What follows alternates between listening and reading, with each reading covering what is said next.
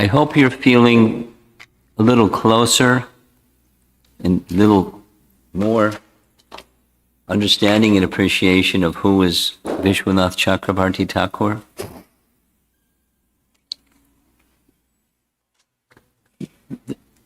During the Sunday feast class, that little biography about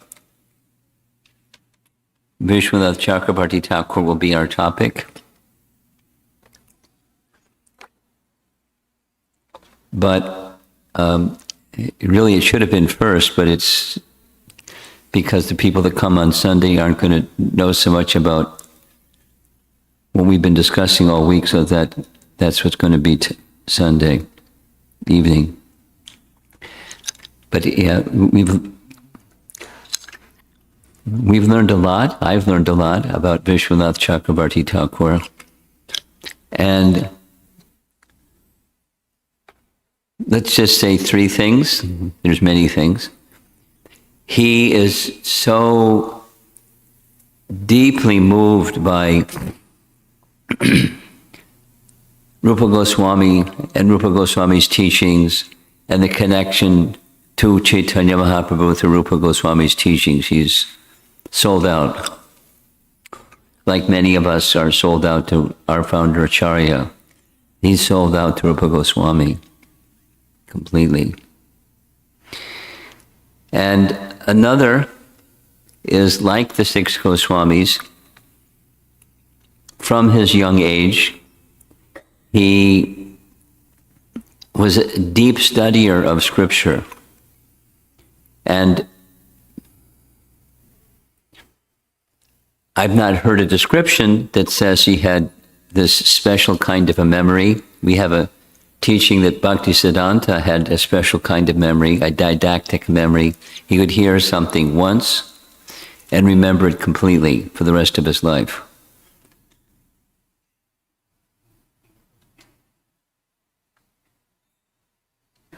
Not most of us have that capacity. He read and he understood and he retained. He didn't have a computer. I have to look things up all the time. But it's Kali Yuga and they use a computer. He didn't have a computer. He just had grasp of the vast range of scripture and connected all the pieces of the vast range of scripture together and stitched it together in alignment with the teachings of Rupa Goswami.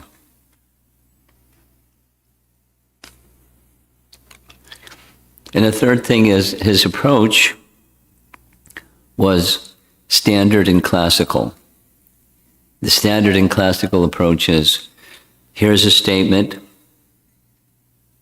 here's a scripture or scriptures, plural, many scriptures that support the statement. The statement is the conclusion of the scripture, and then the scriptures. And then he would deal with, some other people don't agree with this conclusion of the scripture. They say this and they say that. And he's not shy. He brings it up. And then he addresses it. So it's like squeaky clean. I mean, he's not a debater, but he's like a parliamentarian in court. And he knows his case and he knows the law and he's just stating the law and the conclusions of law. And the law in this sense, that there's a supreme source of everything, and that supreme source of everything is a person who is rasa. And whenever he bumps into anything that's his, rasa, that's the exchange of rasa, according to the person, because within him is everything. So it's a very nice picture, following Rupa Goswami.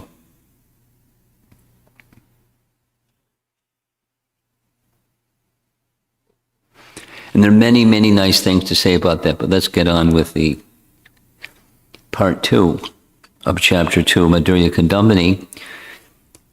In the morning session, we heard a number of things, including of the 2 leaves, because Sadhana Bhakti, Sadhana Bhakti, Bhava Bhakti, Prema Bhakti.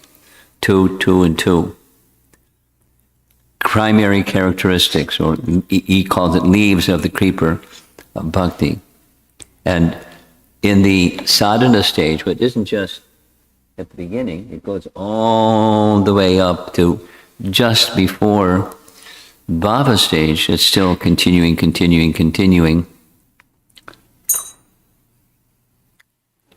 Kleshagni, the sufferings. We're going to hear some of what we heard from the morning again shortly from Vishwanath. And then Shubhada, the eradication of sufferings and the awakening of Shubha, or the Da means to give. Sadhana gives Shubha. The second leaf.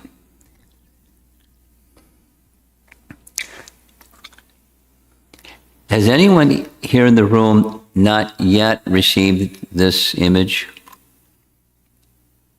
Everyone has received it. If you raise your hand, it means you didn't get it. So you know what to do to get it? What to do to get it? Well, yeah. See this devotee over here with his arm up? See him, and he'll add you to the list of people that get stuff. That'll help you during and after. And you can study the details, and it'll remind you, the bells will ring, and you can remember so many things that we're discussing. So the big picture of this poster is at the very top. That's the fruit from the vine of Bhakti Creeper. Just below is the flower that produces the fruit.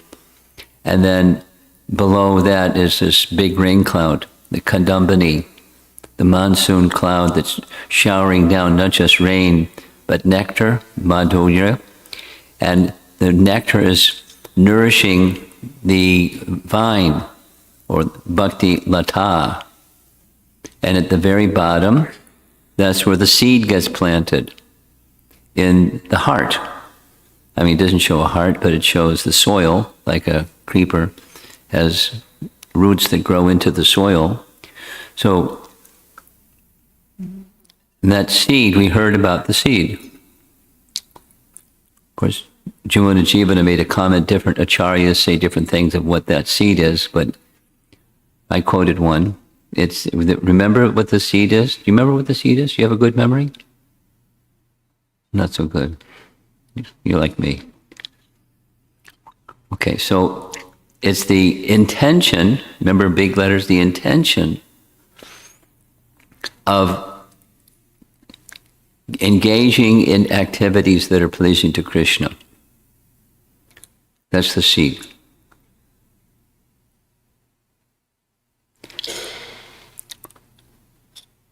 And he makes that statement from Scripture.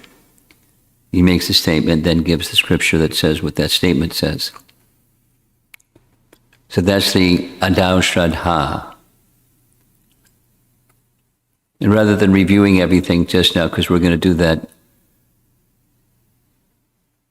in the course of our activities here, I personally will conduct a class that's just a review of some of the points, not all the points, because there's lots of points. So going to the next, we saw this one also.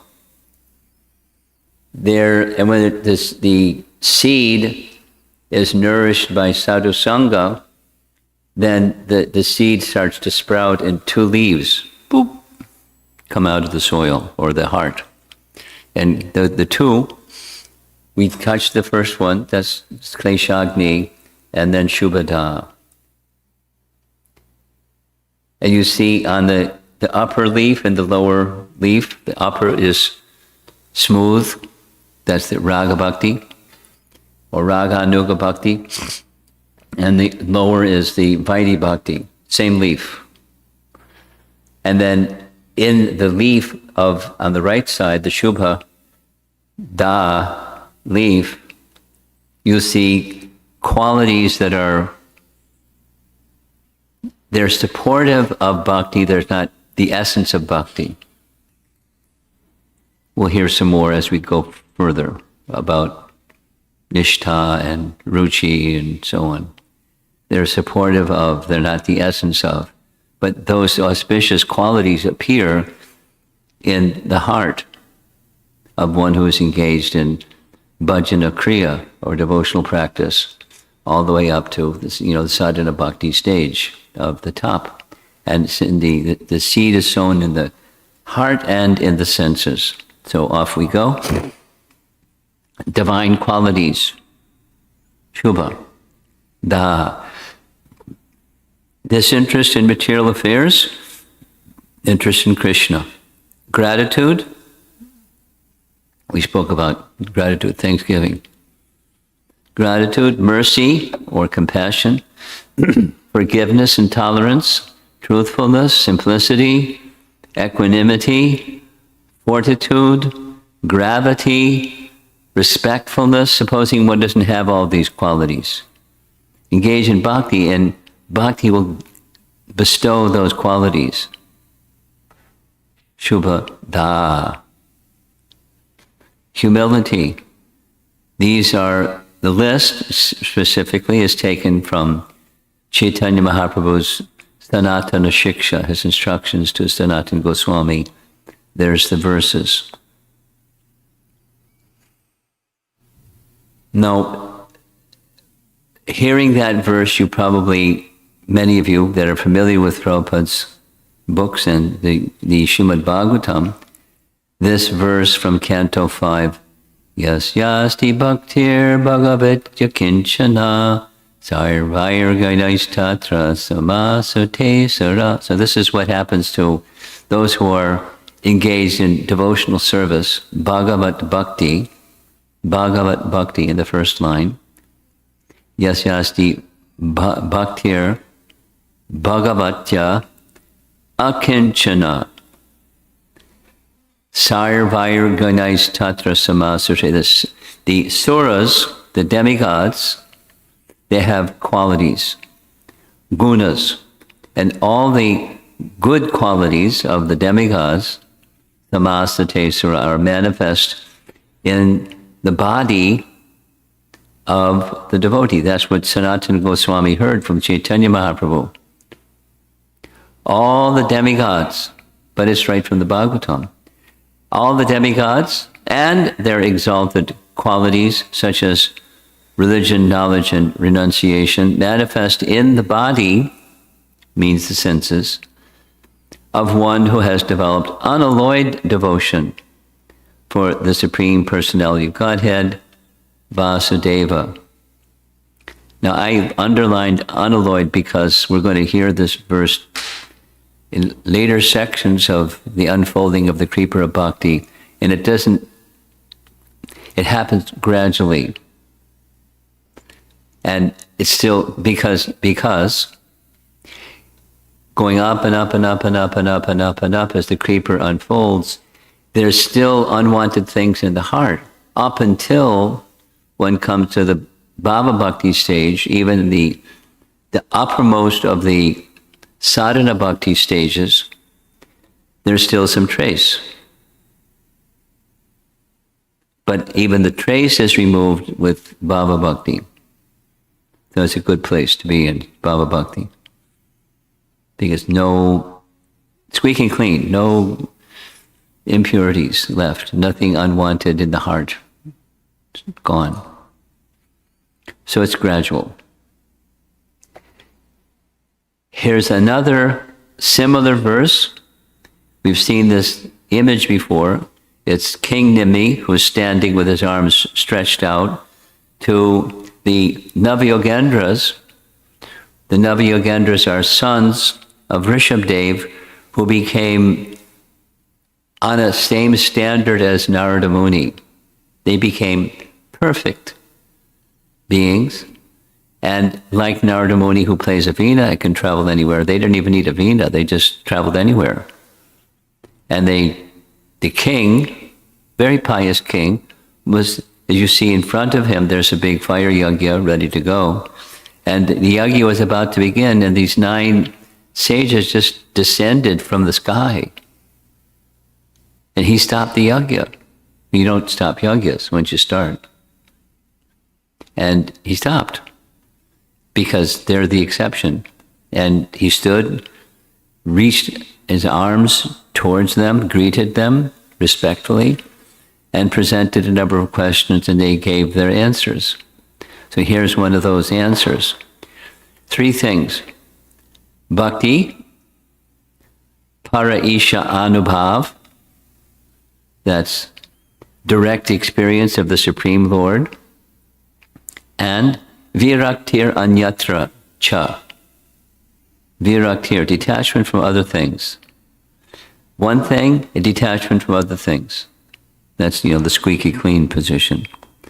Attachment to Krishna, detachment from everything else. And the horse that pulls that cart is devotion, bhakti. Bhakti, parishanubhavo, viraktir anyatra cha. These 3 occur simultaneously for one who has taken shelter of the Supreme Personality of Godhead. Prapadyamanasya.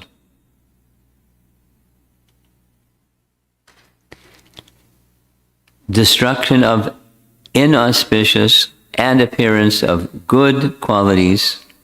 So the bad has to be taken away to replace the good, to replace by the good. But first the inauspicious, and then give the auspicious. So it's a double act. These take place at their own rate, which varies from person to person. And the same thing is said in this slide. So it's a statement of the scripture, and this is another statement. Differences in the rate of appearance and of Shubha qualities and the disappearance of Ashubha qualities goes differently for different persons. And he compares, Vishwanath compares the unfurling of leaves of a creeper that's growing, and the leaves unfurl at a different rate. That's our experience. Similarly, it's the experience that different bhaktas, the Shubha appearances, are going to be a little different from one person to the next person. And that's just fine. Now, that we're speaking about these 2 characteristics of sadhana bhakti. And sadhana bhakti, as we remember, it awakens and becomes manifest. Bhajana kriya becomes manifest by sadhusanga. And when there's the original faith, preliminary faith, that's I want to take association of sadhu, and specifically even one who can become my guru and inquire about good characteristics. Sadachar means, achar means behavior and conduct. And sadachar means good or transcendental behavior and conduct, sadachar. And he begins to relate with like-minded devotees, take association of advanced devotees, sadhusanga. Sadhusanga. Then these 2, remembering our chart that we saw so many times before, quickly one moves to the Madhyama stage. From the Kanishta, this is Rupa Goswami's understanding. I don't really want to go into it again, but I'll just touch on it. Rupa Goswami's 9 stages of bhakti begins with Adav Shraddha. There's another perspective that says, until there's devotional practice, you don't have devotion. You can't be in the bhakti bhajana kriya stage or the sadhana stage until you do sadhana, which comes from sadhusanga. Anyway, 2 ways of looking at it. In either case, this desire for association propels one to the Madhyama. That's us, the Madhyama stage. Not just beginning, but Madhyama stage. Some other aspects. This is the eradication of unwanted things topic. The mind, we discussed this earlier class. The mind becomes spiritualized. It becomes more condensed. It's not complete yet. And material attachments, they're pretty much pervasive, and they remain. In the sadhu sangha bhajana kriya stage. So now what's next? So far, in this chapter 2, we've discussed there are 2 stages of bhakti. Anishta, unsteady and steady. And they come from Shraddha and Sadhu Sangha. Then in this way the seed of bhakti appears, 2 leaves appear. We discussed the upper and lower surfaces. Now comes this steady and unsteady. And important, in the 9 stages of bhakti, that's the anarthas stage. The difference between unsteady and steady is what's in between. The eradication of unwanted things. It's clear? Yeah, okay, good. Clear? Where's your sister? She's... Okay. Tell her I asked her about her. Okay. So here's our verse again. This whole book is on these 2 verses, so let's repeat slowly. Ada shraddha tatak sadho sangota bhajana kriya tato nartha nivritti syat tato nishtha ruchistata tata saktistato bhavas tata premabhya dhyantichati sadhakanam ayam premna pradurbhava bhavet kramaha. And there's different translations, but here's one of the translations. In the beginning, Adar Shraddha, one must have a preliminary desire for self-realization. This will bring one to the stage of trying to associate with persons who are spiritually elevated. In the next stage, one becomes initiated. This is Prabhupada's translation. And he consistently included in the bhajana kriya stage as diksha. Now, some persons become initiated more quickly, some persons after some time, some persons after a long time. And it's quite okay. It's just that this is Prabhupada's way, and it's Bhaktivinoda Thakur's way. You'll see later this afternoon. He says the same thing. One becomes initiated by an elevated spiritual master, and under his instruction, the neophyte devotee begins the process of devotional service. There's the nice devotee beginning the process of devotional service. Looks pretty refreshing.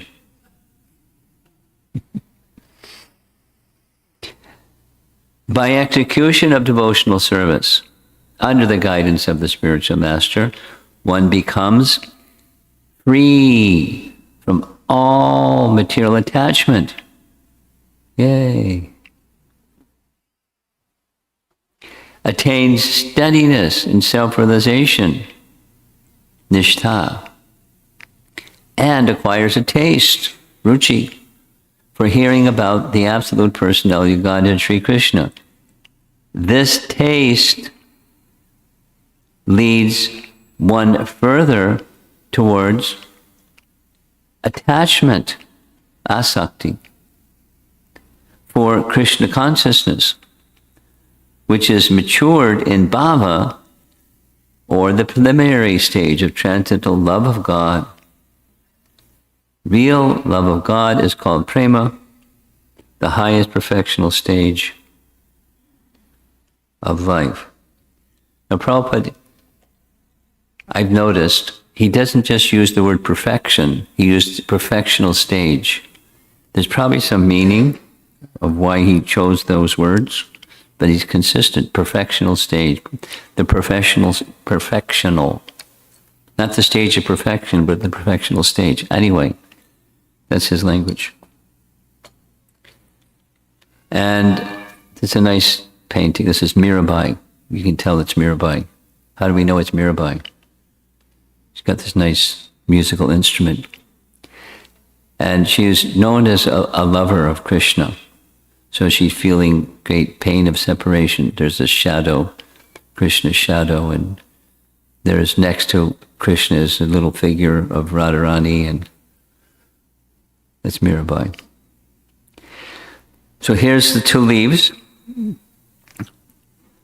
We've heard about both of them, Kleshagni and Shubhada, the smooth upper, the rough lower, two leaves that are the first two features that go all the way through all the stages of sadhana bhakti. And now we're going to move up from those two leaves. Well, we're going to move up to anartha-nivritti. From bhajana kriya,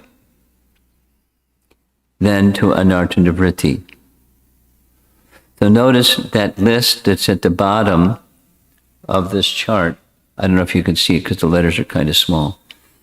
But we're going to spend some time with these 6 items. And just so that you know what they are, here they are in bigger letters. Unsteady bhakti. 6 symptoms of unsteadiness. If this was like, a Bhakti Shastri exam or something, these are questions you'd be asked. So those of you that like to take notes, you know what to do. But we're not going to have a quiz at the end, don't worry. 6 symptoms, but I'll go through them, and my understanding is it's going to be covered in the breakout session. So if you are not being so attentive now, you'll hear it again. But be attentive now, and then you'll hear it again, so then you'll remember better. Utsaha mayi. Utsaha mayi. Utsaha means enthusiasm. Utsaha nishchayat dhairyat. Utsaha, enthusiasm. Mayi means false confidence. Like a young, the example given by Vishwanath, like a young, new student, I've learned everything already. And he's just new to school. Why have a school? He hasn't learned everything, but he's utsaha mayi. And I heard a very nice description from Bhakti Chaitanya Maharaj. He gave a whole seminar on this many years ago. And the example that he gave was from the Bhaktivedanta Manor. And as many of you know, the Bhaktivedanta Manor was a gift given by George Harrison to Prabhupada. And he gave it to ISKCON. It became ISKCON temple. It was his manor, so forth. So one time George Harrison was coming to visit, and as it happens, in England it had recently rained, so one devotee enthusiastically went out to greet George Harrison, and he pulled dandavats in a big puddle. And when he stood up, his dhoti was soaking with dripping muddy water. And George said in a British accent, "You didn't have to do that." Utsaha mayi. It's a nice example. If you don't remember anything else from this seminar, you probably remember that story. Utsahamai. And that's this sequential. So if one goes beyond that, one may be sporadic. Gana tarala. Sometimes and sometimes. Sometimes very enthusiastic, sometimes slack. Sometimes very clear. Vyavasayatmika buddhi. Sometimes bahushaka. Distraction. You know that one. So sometimes and sometimes. It's a stage of unsteadiness. Or a symptom of a stage of unsteadiness. And vyudha vikalpa. Now these days there isn't the same kind of contemplation as there was in some a decade or two ago, which was, should I remain a brahmachari or should I become a grihastha? I mean, that was a big one. And so back and forth and back and forth and back and forth. Now it's, should I have this career or should I have that career?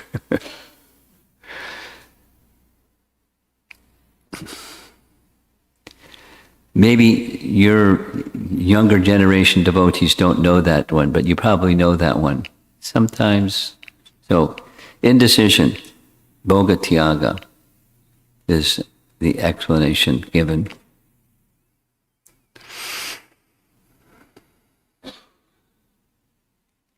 Then Vishaya Tagara. Vishaya? What does that have to do with sense enjoyment? Vishaya vinivartante nirahara shadehinam. You know the Bhagavad Gita verse?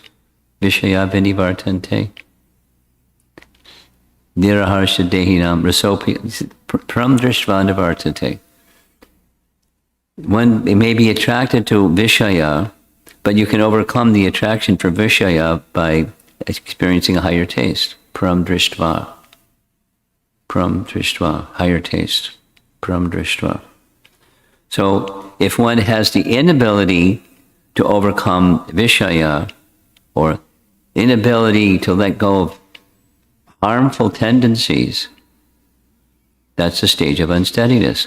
And then there's inability to uphold vows for progressing. Or, let's say it's Ekadasi, or let's say it's the Kartik month, or let's say it's something, and you want to do something.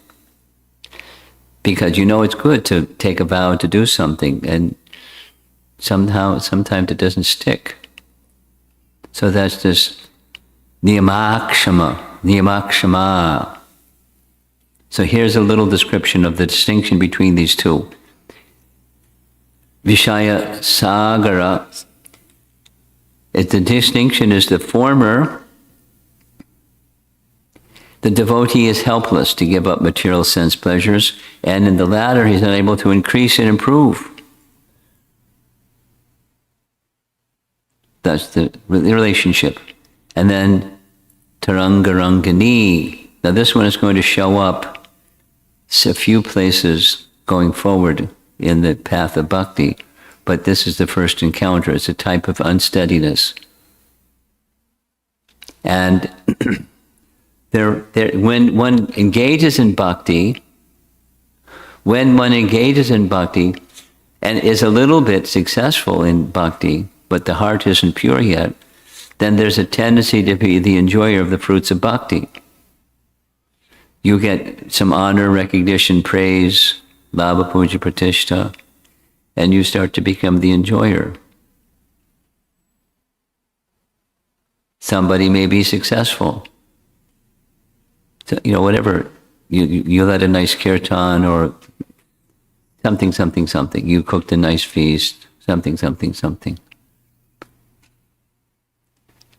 And someone praises you. And you feel something. Yes. It was a nice kirtan. Or yes, it was a nice something. The festival organized for the deities, you dressed the deities so nicely, and it's true. floral arrangements, and the deities here are really so well taken care of. That means there's a lot of people behind that curtain that do lots of things and do lots of planning to make. So they can be wanting the praise and appreciation of other that comes from that service. In one sense, it's natural. In the other sense, it's on the material side. It's not on the transcendental. The transcendental side is only one thing. Krishna is to be pleased. That's all. So, having something come, even you're not looking for it, and it comes, and being the enjoyer of that something that comes, a position, a title, some honor, recognition, something. It's a characteristic of unsteadiness. So these are, let's do it again. Just in principle, there's 6 symptoms of unsteadiness in sequential order. 1, 2, 3, 4, 5, 6. You'll discuss them in your breakout session a little bit more. And that's not what we want. We don't want the unsteady, we want the steady. So, Prabhupada in his Bhagavad Gita purport to chapter 6 of Bhagavad Gita is what? Dhyan Yoga, meditation where the mind is fixed. So it has to do with, when the mind is fixed, it's with bhakti, bhaj. Bhajate is the dhatu or the root for bhaj.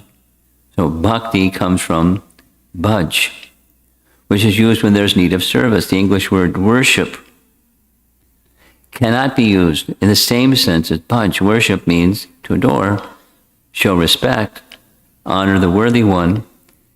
Service with love and faith is especially meant for the Supreme Personality of Godhead. So the word, he's making the point in this purport, bhakti is specific to Krishna. Bhakti is specific to Krishna. And sometimes it's used in a different way, other than specific to Krishna. But that's okay. Bhakti is meant to please Krishna. And some further points, little summary. Bhajana Kriya gives rise to 2 qualities, Kleshagni and Shubhada, right? They, relief of distress, all auspiciousness, other aspects.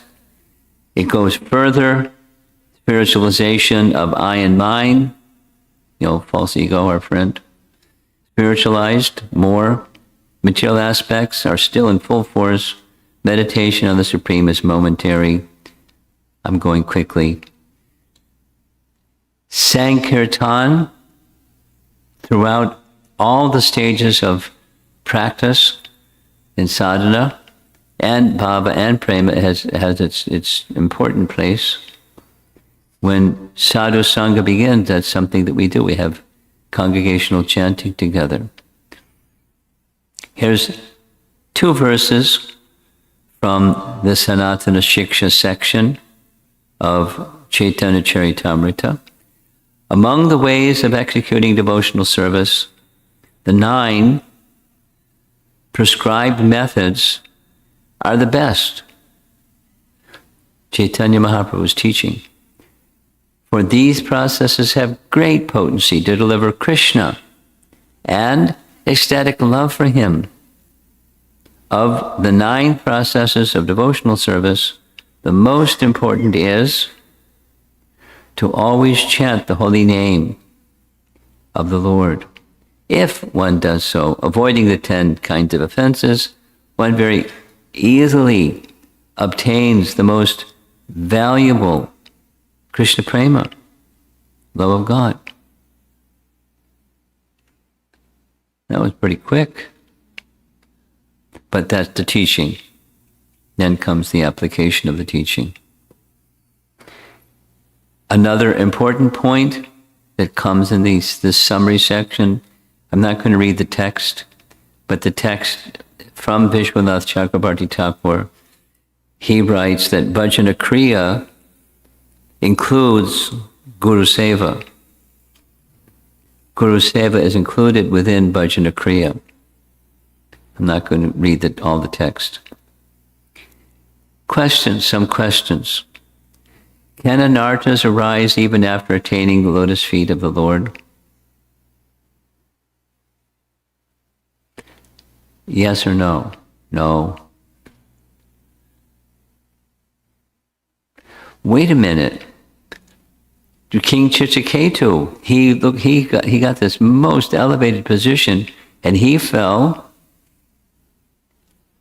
And he fell when it was, this is the painting, he, Chitraketu, attained prema bhakti. And as a prema bhakta, he was posted as the king or the leader of the Vidyadharas, which is a celestial planet. And here he is riding in his vimana. That's that craft that's up in the upper left. And he passed over Mount Kailash. Look, there's Narada at his feet and other sages in association with Parvati and Lord Shiva, and Parvati is on Lord Shiva's lap. And so Chitraketu leaned over the vimana and said, "Hey, Lord Shiva, Parvati's on your lap." And he was meaning to say, only you could have Parvati on your lap and you're not agitated. This is how exalted you are. But Parvati thought, she's insulting Lord Shiva, so she cursed Chitraketu. You become a demon. And sure enough, he became a demon, Vritrasura. It's right in the Bhagavatam, 6th canto. But he wasn't a fall down. He had, even as Vritrasura, he had full remembrance of Krishna, even his position as a demon. It's a nice story. But the answer to the question is no. Another example, what about Jai and Vijay? What about them? How they fell? And they were in Vaikuntha. They were gatekeepers in Vaikuntha. And the answer is, there was exception. They had prayed. Here's the detail. You like details? Sometimes. Because Jai and Vijay, they weren't just gatekeepers on the outer gate of Vaikuntha, because there's 7 gates of Vaikuntha. They were at the number 7. Sometimes they guarded his chambers, Lord Narayan's chambers. And one time, Lord Narayan said to his gatekeepers or to his doorkeepers, I'm going to take a nap. He didn't need a nap. I'm going to take a nap, and don't let anybody in while I'm taking a nap. Yes, sir. Sure enough, when he went to take a nap, Lakshmi, the goddess of fortune, wanted to come. And they said, sorry. Lord Narayan said, no one is to enter. You'll have to wait till he's finished with his nap. She became unhappy. She didn't say anything, but she became unhappy. And when Lord Narayan woke up, she had a little private conversation. You got to chastise these 2 doorkeepers of yours. They didn't let me in because they said, you said. But, I'm not restricted by those kinds of things. I'm the goddess of fortune. So poor Narayan, he's got this, I got to protect my devotees. And Lakshmi's saying, I got to punish my devotees. What to do? They made a nice solution. They offered a prayer. They offered a prayer to the personality of Godhead, saying, we know you intimately well. You have a chivalrous spirit. And who is there in this Vaikuntha realm that can provide combat for you? So if you so desire, we can take that position. If you so desire,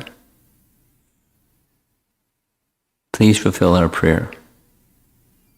So that was the solution. then the cursing of Jai and Vijay, and they descended and became 3 pairs of demons, and then they came back to the gates of Vaikuntha. But it wasn't a fall down, because you don't fall down. That's the answer to the question across the top of the screen. There's Jai and Vijay. I have a doubt. What's your doubt? How can there be any remaining anarthas for one who chants the holy name? Like Jamila, he chanted the holy name. So how can there be anarthas remaining when you chant? And here's the answer. He asks, you see what he's doing? Some people may not agree with him and say, well, wait a minute, what about, I have this doubt, I have that doubt. So he expresses the doubts. And then he answers the doubts. The holy name, being unhappy with the offenses made against it, does not manifest its power in the offender. Well, the doubter might say, the Yamadutas are powerless to attack such persons. The Yamadutas came to punish him because of his offense. Even, the answer, even so, intervention by the Lord of Death and any other means of purification cannot free him from anarthas. Only the devotee can himself, by eliminating namaparads. Okay, so we're now going to enter into another topic, namaparad. Do offenders against the holy name lose the mercy of the holy name? Yes. The servants, this is Vishwanath, the servant of a vastly wealthy and capable master who becomes offensive is consequently neglected. And therefore, overcoming such a mistake or offense is gradual. Question: can one who commits nam aparad become averse to the Lord, Guru, and devotional service? Yes. Reaction to nam aparad can be compared to the loss of appetite during high fever. Gradually, as fever reduces, appetite will return with proper medicines. And what's the proper medicine? Continuing to chant, constantly recognizing one's shortcomings or offenses. Few more questions. This is just the conclusion of chapter 2, and then we're ready to move on. Why does offenseless chanting of the holy name not eradicate anarthas immediately? It would seem that it could or should. So what's the answer to that question? Well, the answer is, just as Krishna appears at his own will, the mercy of the holy name appears at its own will. The fruits of offenseless chanting, just like a tree bears fruit only in a certain season, so Namaprabhu reveals his mercy upon the offenseless chanter in due course of time. Sins committed in the past due to bad habits are as harmless as the bite of a serpent without his fangs. So it's not due to past sins, because past sins are eradicated by namabhas. You with me? Did I lose anybody? What's namabhas? It's a shadow. It's not the whole name, it's a shadow of the holy name. Even the shadow of the holy name can eradicate reactions of past sins.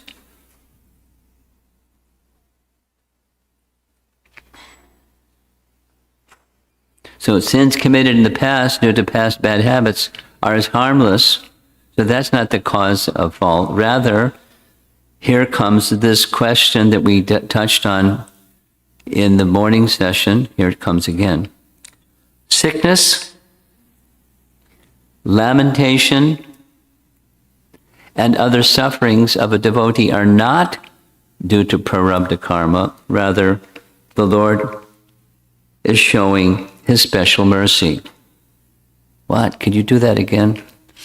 Suffering, sickness, lamentation, It's not due to past sins. It's the Lord's mercy. Come again. Remember, Yudhisthira asks, and he gave that. Bhishma Deva gave this answer. So here's the reference. King Yudhisthira, after completing his Ashvamedha sacrifices, asked a question of Lord Achyuta. Upon hearing the Lord's explanation of religious principles. So why is it he just did this big yajna? Several Ashvamedha yajnas. Why do the worshippers of the Supreme Lord Hari not enjoy wealth and sense gratification? That he had both, but he wasn't the enjoyer of either. So why is it they don't get it? And the answer given by Krishna to Yudhisthira, if I especially favor someone, I gradually deprive him of his wealth. Don't get Krishna's special favor because you might be in a problem. Better not hold something back, right? Don't completely give everything, your heart and your mind and your love and your... Don't do that. Don't do that. Because he might take everything. Then the relatives and friends of such a poverty-stricken man abandon him. This way, he suffers one distress after another. What? That's mercy? We'll continue with chapter 3. This is a lead-in for chapter 3. An offensive devotee may appear to suffer more than a non-devotee. The masterful Lord may send these sufferings with the plan to enhance such a fortunate devotee's humility and his longing for the Lord. When confronted with sufferings or reversals, an offensive person may lose taste with all devotional practices or activities. That would be reasonable. I mean,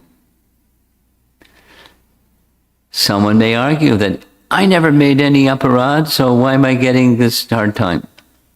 The answer is, the very fact that we're not experiencing prema is a verification, it's certification that there's still anarthas.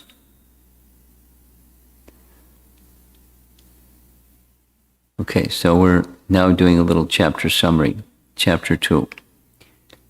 Anishtata, or unsteady bhakti, has 6 stages.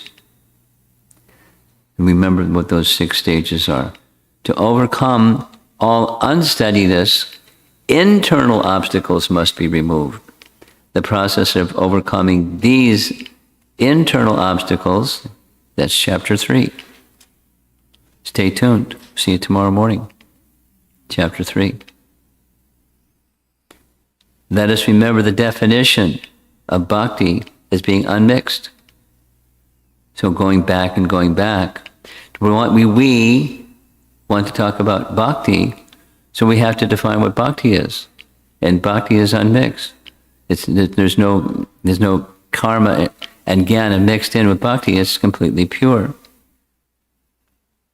So here's Kapila Dev speaking to Devahuti. The manifestation of unadulterated devotional service is exhibited when one's mind is at once attracted to hearing the transcendental name and qualities of the Supreme Personality of Godhead, who is residing in everyone's heart, just as the water of the Ganges flows naturally down towards the ocean. Such devotional ecstasy, uninterrupted by any material condition, flows towards the Supreme Lord. Kapila to Devahuti. And very similar, this is our last slide.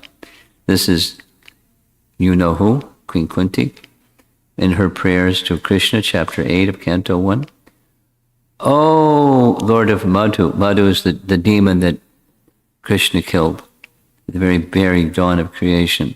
Lord of Madhu or Madhusudana, as the Ganges forever flows to the sea without hindrance, let my attraction be constantly drawn unto you without being diverted to anyone. So if the Ganges is flowing downstream and supposing there's a big rock in the way, or something in the way, the Ganges doesn't stop. The Ganges finds a way to move towards the sea. And eventually that rock or something gets worn away and there's no obstacle anymore. So bhakti is like that when it's done properly. Gradually, gradually, gradually, gradually, gradually, gradually. So we're in the anarthas stage, moving towards from unsteady or anishtha towards nishtha. And we're going to hear the eradication of the remaining things that stand in the way of steadiness tomorrow morning. And look, we've only done 2 chapters, and there's 8 chapters. But the later chapters go much more swiftly. I mean, the number of pages, well, 2 things. The number of pages for those sections is very skimpy. And it's kind of so far out of sight. It's just, what do you say about something that's so far out of sight? And another is, it's arduous, and it's particularly relevant to all of us, the stage where we are. You know, the anarthas stage, and so forth, and so forth, and so forth, and so on. So we're spending a lot of time in that section, and the book spends a lot of time in that area of devotional practice, sadhana bhakti. So let's see if there's some discussion. Jivana Jivana.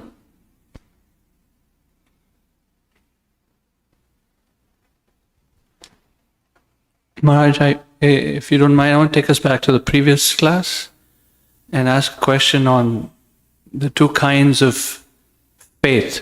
2 kinds of faith. Vishwanath Chakravarti Thakur describes. One is swabhaviki and spontaneous, and the other one is the force of a preacher. Ajantiki, right. So my understanding is that those 2 kinds of faiths are 2 different kinds of seeds, maybe? 2 kinds of what? Seeds that are sown in the heart? Not exactly. It's just propensities or natures.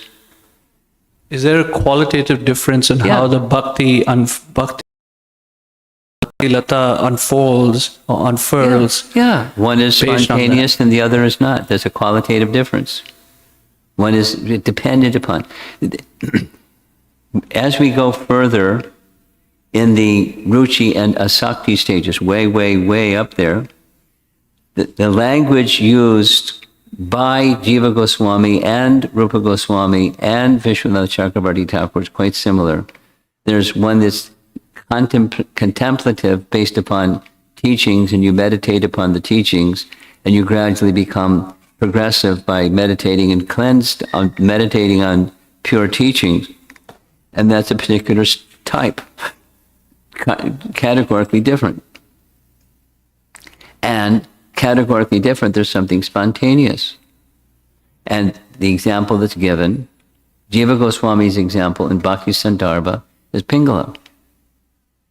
There's no, she didn't, or Narada, he heard, in his childhood, he heard the Bhaktivedanta, just a little boy, but he heard he has things to contemplate. So he followed that path, and then there's another path, and there's a qualitative difference. Now, in the end result, does it matter? Not exactly. But the getting there is different, qualitatively different. Thank you. Related, I've heard and just looked it up in Jaiva Dharma. Bhaktivinoda Thakur talks about 2 different kinds of faith. Swabhaviki is Laukika Shraddha and Shastriya Shraddha. He has his language. It's essentially the same. The language is different. The principle is the same.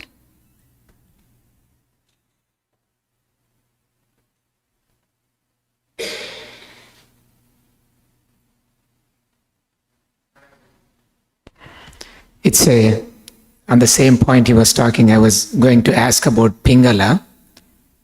So where did the bija come from her? Directly from the Lord? Because we don't see a devotee involved here. The explanation, I've not read the explanation. The only explanation that makes sense to me is something back there. And there's no mention of what was back there. So how did she, a prostitute, come to the conclusion that she came to unless there was something back there? But it doesn't mention it. Thank you. Yeah. Deductively, yes, there was something back there, but no mention that I'm aware of. There may be some that I'm not aware of. Is it okay if I have a comment on the mati part? On the mercy part. No. Jiva Goswami's definition of bija using the word mati, the intention. Yes. In the Prahlad Maharaj Hiranyakashipu asks Prahlad, where did you get this mati? Yes. And he says, Naisha matir tavadurukramangir. Unless you take the dust of the devotees' lotus feet, you will not get the mati. Same. Yeah, exactly. Comment. The same. Exactly the same.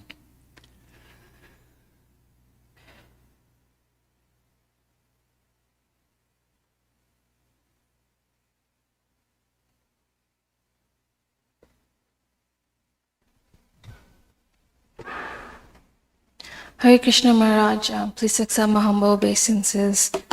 I have a question about one of the slides you were talking about the 6 symptoms of... Talking about what? The 6 symptoms of unsteadiness. Yeah, okay. And for number 2, you said it's sporadic endeavor with splayed intentions. Ganatarala, right. Yes, and then 3 was indecision or vyudha vikalpa. What's the difference between those 2?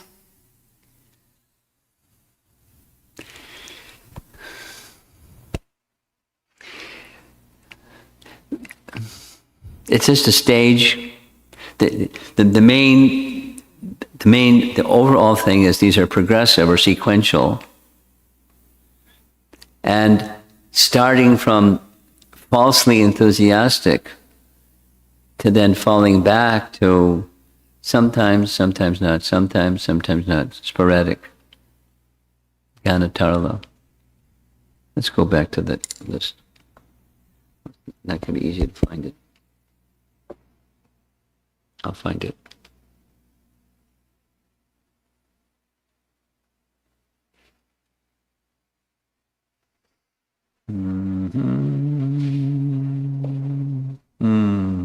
Here we go.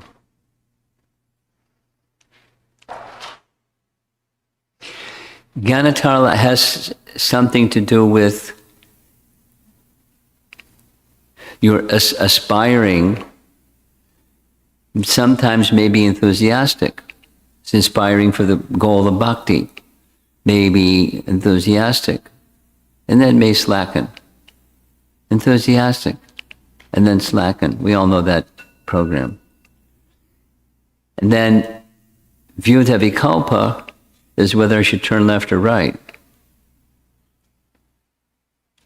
Should I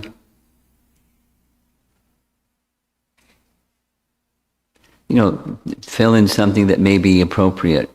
It's not enthusiastic, unenthusiastic, sporadically. It's like, should I?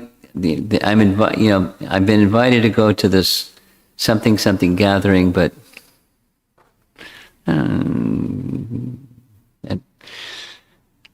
not the kind of gathering I want to go to. But I've been invited, so I'll be rude if I don't go. And something. A good example isn't coming to mind, but The example that's classic one is, should I remain brahmachari or should I become grahastha? Should I remain renunciate or should I move in the direction of responsible household life? So, turn left or turn right, not enthusiastic and unenthusiastic. Being unable to make, decisive choices in what's my nature and what's suitable for my nature. That's the difference. And they're sequential. Is it all right? More? Yeah, just a clarifying, just trying to rephrase what you said. So in the indecision part, like it might not even be like indecisive about spiritual things, but just two different directions. Both of them might be just like not necessarily like worse than the other. It's just two different things. Yes. And then the Ghana Tarala, it could be like, it seems to be like very spiritual and then material. Yeah. Like, okay. Yes. It's this thing that people ask all the time that I don't like, which is balance. How do I balance my material life and my spiritual life? That one. How much of this and how much of that? How do I balance? That's that question. Okay, thank you. Okay.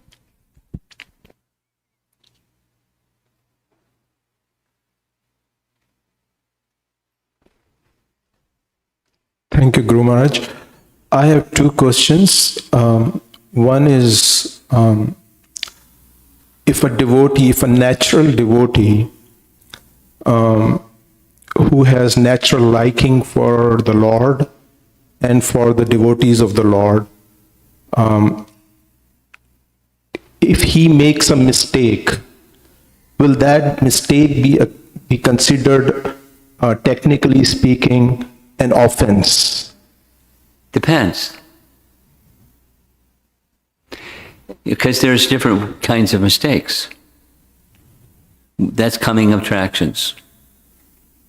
Vaishnava aparad, Seva aparad, Vishnu, Nama aparad, and then the characteristics. And then there's the intentionality versus not. Okay. So the second question is,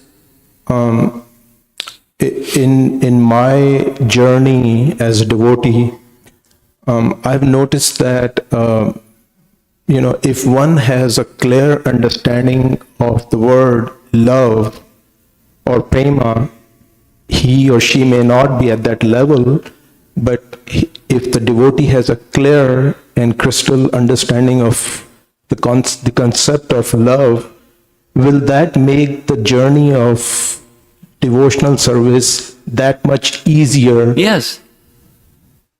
You can do your course correction much more easily because you know where you're going. And you can know, I'm not there yet, this way, that way, the other way, at different times, I'm off course, but you know what the goal is. Supposing you don't know what the goal is, how are you going to do a course correction? So your question is, will it make it easier? In principle, yes. But then it's not just what, it's the why.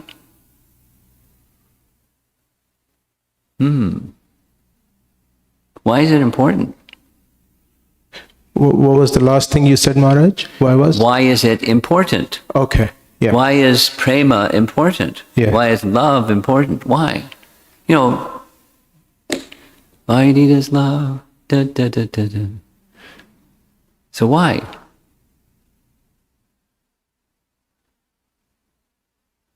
Why is prema important? So the why comes before the what. Or why come before the how comes before the what. That's another topic. But I'm adding to what you said. Yeah, sure. Yeah. Thank you. Thank you very much, Maharaj. Up front.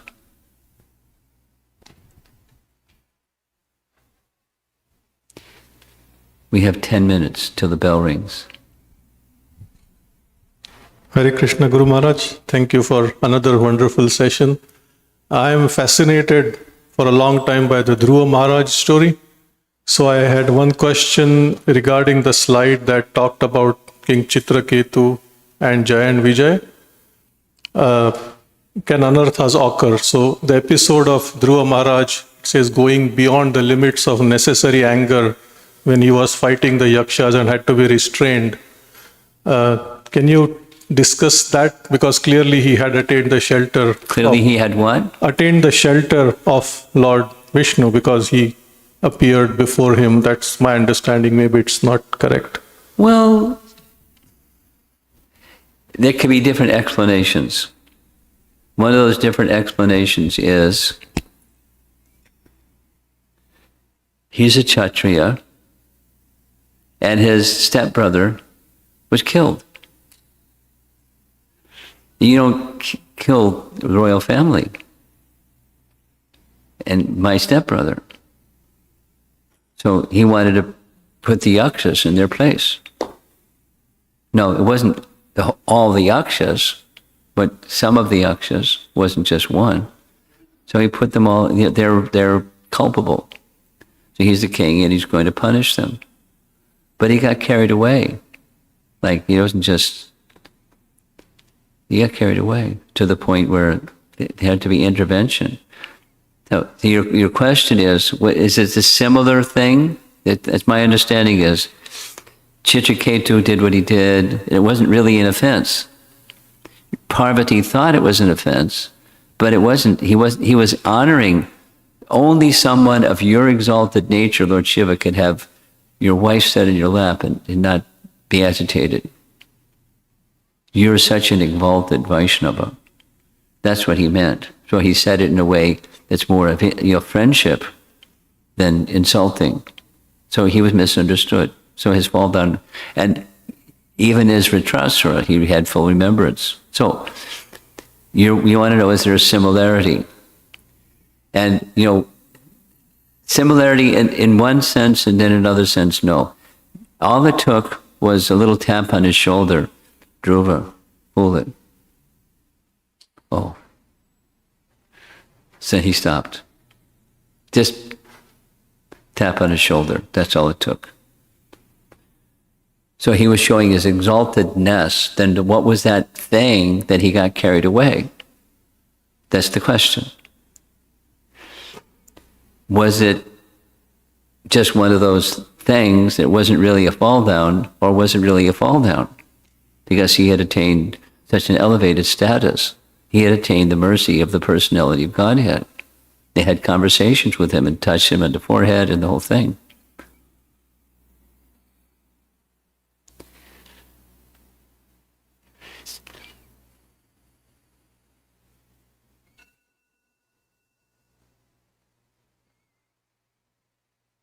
I'm sure there's some commentary on this. It's not coming to mind right now.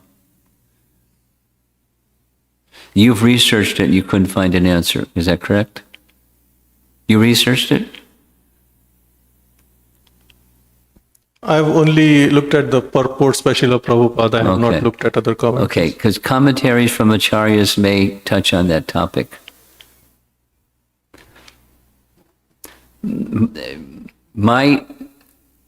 Without reading the commentaries, my sense is that it's something that was inspired by the Lord's spiritual potency, which isn't the same as Chitraketu being cursed to become a demon, but where somebody acts in a way that's not of their nature. Although he was a Kshatriya and he was protecting, but he got carried away. So that's not him. That's not. Dhruva doesn't lose control of his mind and senses. Look what he did in 6 months. I mean, he had control of his mind and senses and got the mercy of Lord Vishnu and the mercy of Narada to get the mercy of Lord Vishnu. So he was all set. So therefore, inductively, the Lord's Leela Shakti to teach a lesson. For him to teach us a lesson.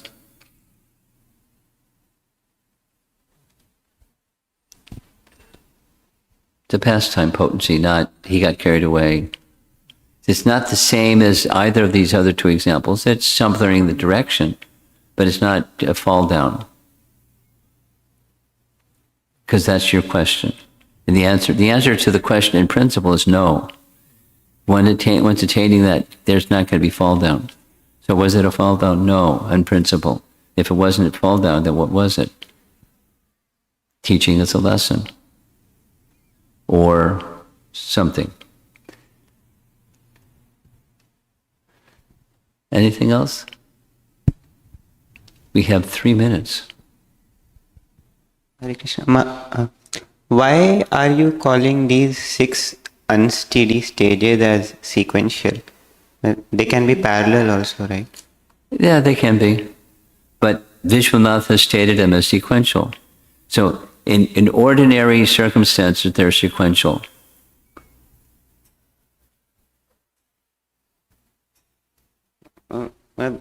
You don't see it. Yeah, I don't see it. Yeah, Okay. I am not. Well, I suggest then, I see it, but I don't know where you don't see it. So I suggest you go, you have a copy of Madhurya Kadambini? Read through it and see if it helps you get the clarity. Okay. We have another hand up? Okay. So Maharaj, can the result of an offense committed at one stage, say in the beginning stages of bhajana kriya, can the result be manifesting later at bhava stage? Yeah. Yeah. Bharat Maharaj, Okay. for an example. And it's not ordinary, but that there was a consequence of something previously. Doesn't say what previously, but something, and then the fruit came later. And the way you explained previously in Chitraketu is even though those may happen, the prema, we will retain our spiritual love, so therefore it's Yeah. okay. Yes. By the Lord's arrangement, He gives protection in that way. Thank you. Srila Prabhupada ki jai.